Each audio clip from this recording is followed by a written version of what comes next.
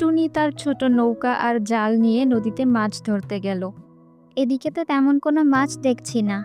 যাই, ওই দিকটায় গিয়ে দেখি। মনে হচ্ছে ওইদিকে ভালো মাছ পাওয়া যাবে।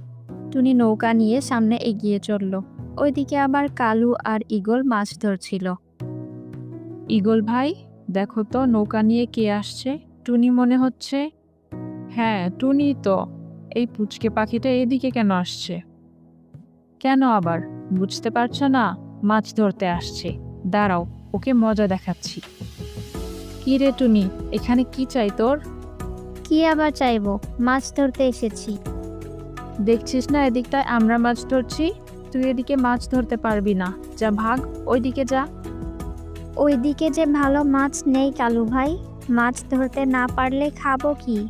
তুই কি খাবি তা আমরা কি জানি? যা তো এখান থেকে। টুনি নৌকা নিয়ে অন্যদিকে চলে গেল।